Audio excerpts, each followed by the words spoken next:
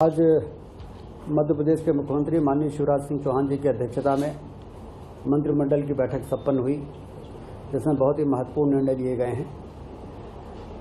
जैसे नगरीय विकास एवं प्रशासन विभाग में नागरिकों को त्वरित building permission automatic building plan approval system को मंजूरी दी गई है, जिसमें त्वरित उनके तमाम वो समस्याएं जो डिजिटली ऑलरेडी पोर्टल के माध्यम से समाधान जिसका होता था, उसका एडवांस वर्जन आज मंत्रिमंडल में प्रस्तुत किया गया, जिसकी मंजूरी दी गई है। और इससे 7 वर्षों में इस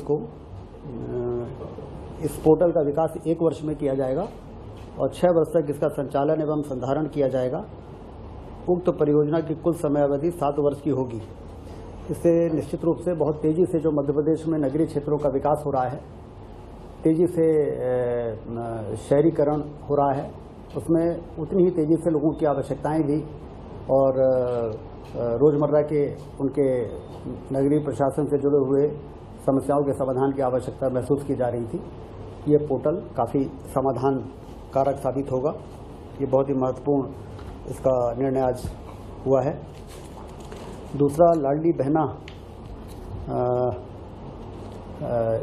योजना मध्य प्रदेश में हम सब जानते हैं कि उसको बहुत ही ज़्यादा अप्रिशिएट किया जा रहा है। उसमें अब मुख्यमंत्री जी ने ऐतिहासिक निर्णय लेते हुए 450 रुपये में उनको गैस सिलेंडर मिले।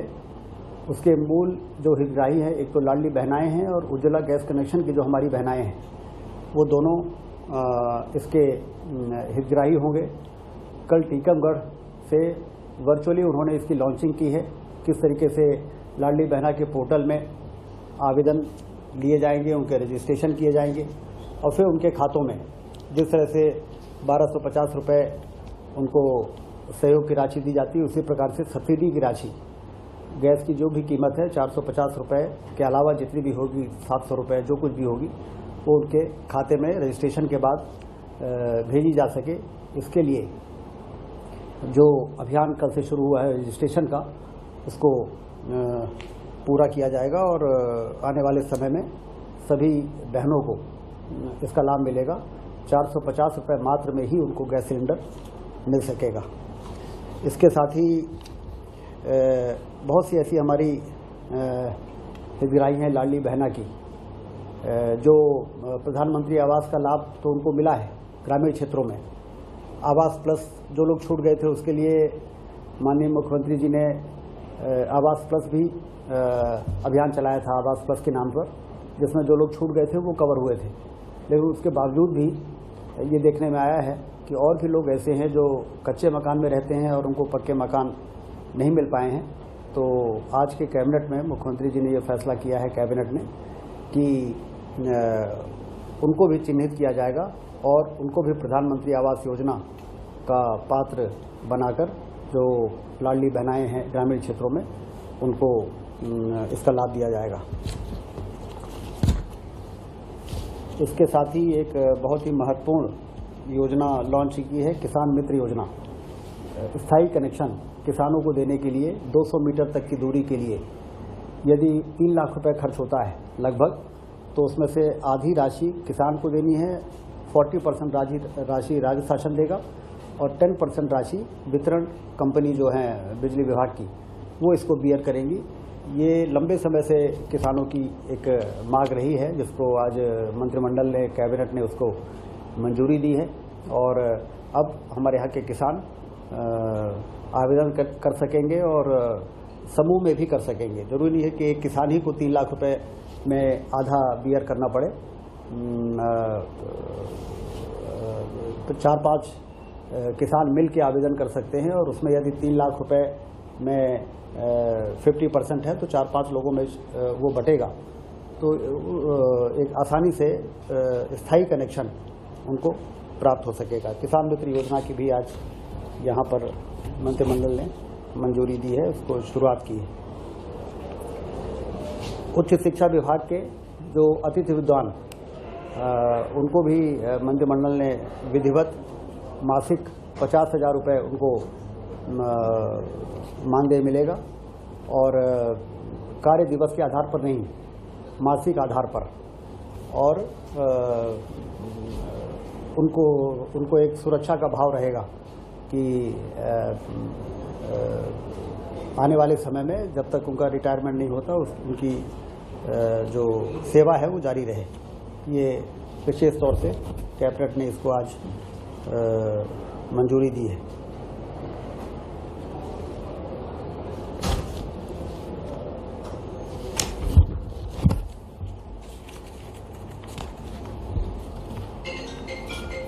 आंगनबाड़ी, मिनी आंगनबाड़ी कार्यकर्ताओं का मासिक मानदेय 6,500 से बढ़ाकर 7,250 और जो हमारी आंगनबाड़ी सहायिकाएं हैं उनका 5,750 से बढ़ाकर 6,500, ये आज इसको मंजूरी मंत्रिमंडल ने दी है।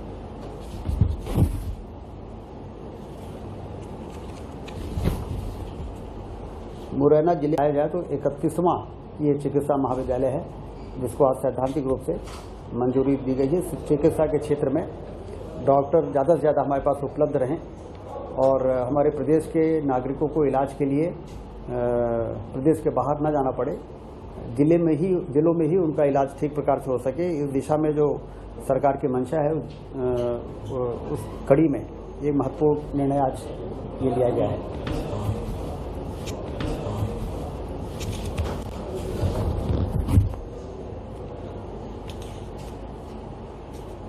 जिला उद्योग एवं व्यापार केंद्र भवनों का निर्माण एवं आधुनिकीकरण के लिए भी 27 करोड़ रुपए की मंजूरी आज दी गई है, जिससे उद्योग, छोटे छोटे उद्योग, MSME खास तौर से उसको बल मिलेगा और वो ज़्यादा बेहतर तरीके से काम कर सकेगा।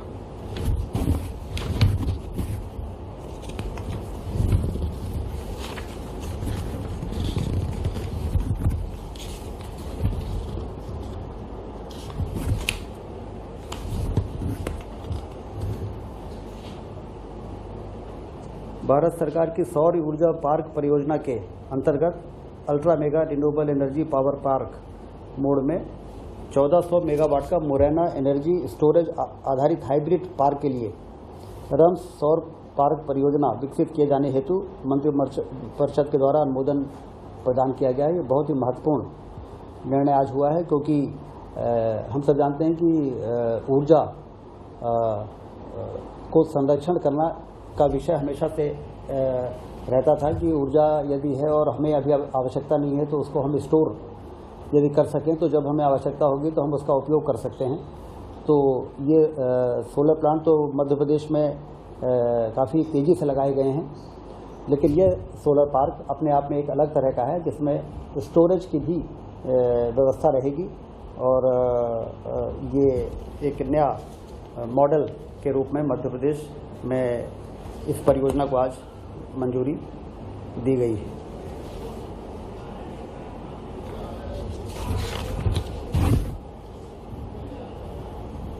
जनजातीय कार्य विभाग में सीएम राइज योजना के अंतर्गत 10 सीएम राइज विद्यालय भवनों के निर्माण कार्य, इस हेतु लगभग 323 करोड़ रुपए की प्रशासकीय स्वीकृति आज मंत्रिमंडल ने दी है।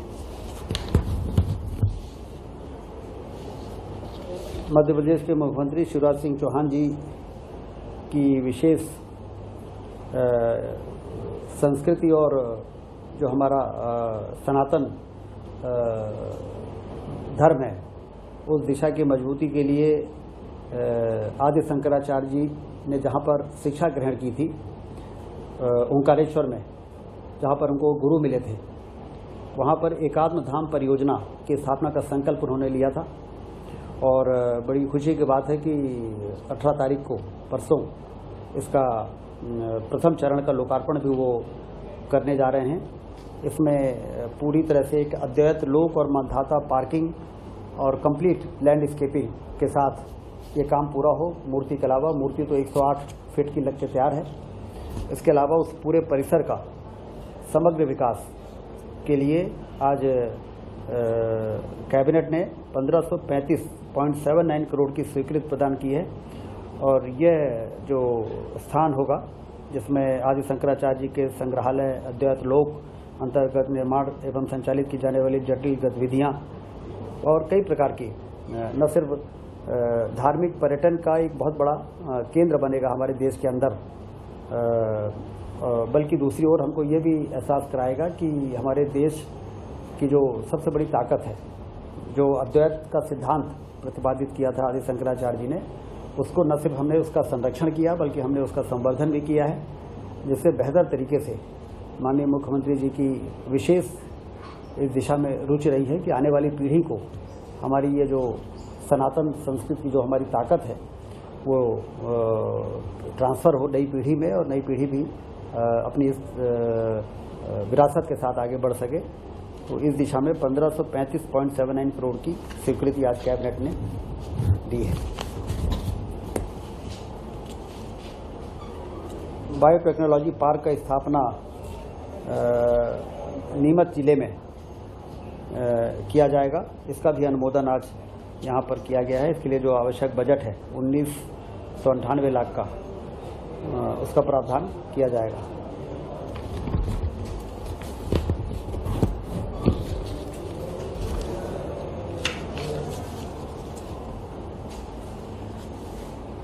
जनजातीय कार्य विभाग में तकनीकी पदों का पुनर्गठन एवं नवीन पदों का सृजन किए जाने का भी प्रस्ताव आज कैबिनेट में था, जिसमें अधीक्षण यंत्री से लेकर सब इंजीनियर तक के पदों की सृजन की स्वीकृति दी गई है। कुछ पदों को समर्पण भी किया गया है। इससे जनजातीय कार्य विभाग के कार्य में और ज़्यादा तेजी आएगी और बेहतर तरीके से विभाग अपने जिम्मेदारियों का निर्वहन कर सकेगा। कुल मिला के आज के मंत्रिमंडल में ये महत्वपूर्ण विषय रहे जिसके पर आज निर्णय किए गए हैं और ये जानकारी मैं आज के प्रेस ब्रीफिंग के माध्यम से आपको मैंने प्रस्तुत किया है।